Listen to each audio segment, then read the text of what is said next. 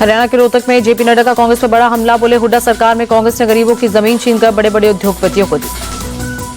JP Nadda का राहुल गांधी पर direct attack. बोले अमेरिका जाकर आरक्षण समाप्त करने की बात करते हैं राहुल। हरियाणा के गुरुग्राम में गृह मंत्री अमित शाह की रैली। बोले झूठ की मशीन बन गए हैं कांग्रेस के राहुल, अग्निवीर योजना पर झूठ बोल रहे हैं। हरियाणा के बादशाहपुर में वक्फ बिल पर गृह मंत्री अमित शाह का बड़ा बयान। बोले वक्फ बोर्ड के कानून से बहुत परेशानी, शीत सत्र में इसे पास कराएंगे। हरियाणा के मुख्यमंत्री नायब सिंह सैनी बोले पूरे प्रदेश में हमारे पक्ष में एक तरफा माहौल, तीसरी बार हरियाणा में बीजेपी की सरकार बन रही है। मुख्यमंत्री सैनी बोले कांग्रेस का कोई भी बड़ा नेता अब तक प्रचार में नहीं आया, उन्हें हरियाणा में मध्य प्रदेश और छत्तीसगढ़ वाले हाल का डर। हरियाणा की रैली में हिमंता बिस्वा शर्मा का हुड्डा फैमिली पर बड़ा अटैक। बोले बीजेपी सरकार बनाएगी और बाप बेटे तीर्थ स्थान जाएंगे। असम के मुख्यमंत्री हिमंता बिस्वा शर्मा का विवादित बयान। बोले 600 मदरसे बंद किए, बाकी भी बंद करूंगा। पंचकुला में बोली कांग्रेस सांसद कुमारी शैलजा, बीजेपी ने कांग्रेस के खिलाफ हमेशा साजिश की, चुनाव में जनता जवाब देगी। केजरीवाल ने हरियाणा की महिलाओं को हर महीने 1000 रुपए देने का ऐलान किया, युवाओं को रोजगार की गारंटी। हरियाणा के दलित वोटरों से मायावती की अपील, अपना वोट कांग्रेस और बीजेपी को देकर खराब न करें। जम्मू कश्मीर विधानसभा चुनाव के लिए प्रचार का शोर थमा। 1 अक्टूबर को तीसरे और आखिरी चरण की वोटिंग, 8 अक्टूबर को नतीजे। जम्मू कश्मीर के जसरोटा में रैली के दौरान कांग्रेस अध्यक्ष मल्लिकार्जुन खड़गे की तबियत बिगड़ी, मंच पर भाषण देते समय लड़खड़ाए।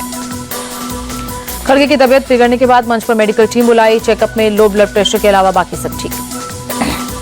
खड़गे बोले मैं 83 साल का हूं, इतनी जल्दी मरने वाला नहीं, नरेंद्र मोदी के सत्ता से हटने तक जिंदा रहूंगा। जम्मू कश्मीर में चुनाव प्रचार के आखिरी दिन उधमपुर में सचिन पायलट की रैली। बोले ज्यादा मतदान से हमें फायदा, हमारे गठबंधन को स्पष्ट बहुमत मिलेगा। एनसी नेता उमर अब्दुल्ला बोले मुझे खबर मिली प्रशासन चुनाव में दखल दे रहा है।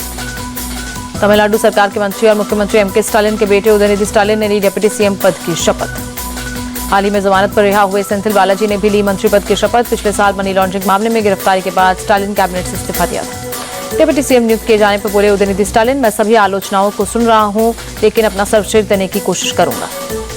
उदयनिधि स्टालिन के डिप्टी सीएम बनने पर डीएम के नेताओं में खुशी, आतिशबाजी और मिठाई बांटी। दिल्ली के सीएम आतिशी ने मंत्रियों के साथ की मीटिंग, रुके कामों में तेजी लाने का निर्देश दिया।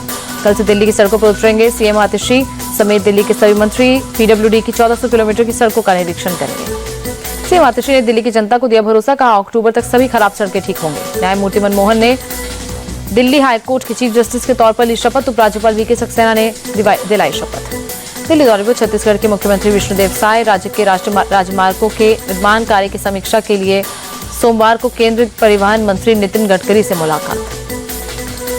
डिप्टी सीएम अरुण साव और कई विभागों के अधिकारी भी बैठक में शामिल होंगे। कुछ प्रोजेक्ट में अवरोध के कारण देरी के साथ छत्तीसगढ़ को अयोध्या से जोड़ने वाली परियोजना पर भी चर्चा होगी।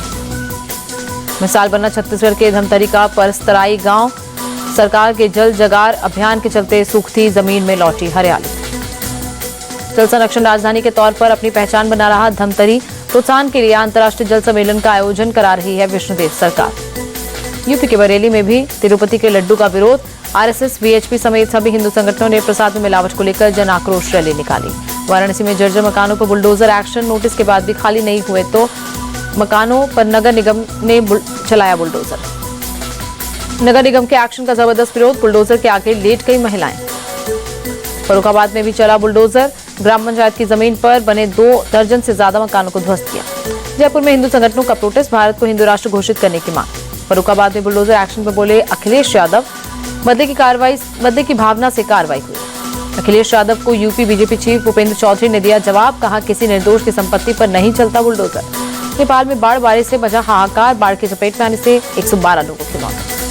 बिहार में नेपाल के पानी से हाहाकार। शिवहर जिले में बागमती नदी पर बनाया गया तटबंध डैमेज। नेपाल के पानी का असर बिहार के गोपालगंज में गंडक नदी का रौद्र रूप दिखा। पानी के भारी दबाव के कारण कोसी बराज के सभी 56 स्लुइस गेट खोले गए। रिकॉर्ड 6 लाख क्यूसेक से ज्यादा पानी छोड़ा गया। बिहार के अररिया में भारी बारिश के बाद परमान नदी का जलस्तर बढ़ा, कई जगहों पर बाढ़ जैसे हालात। अररिया के जोगबनी में रेलवे ट्रैक पर आया बाढ़ का पानी, जोगबनी से कटिहार जाने वाली सभी ट्रेनें रद्द।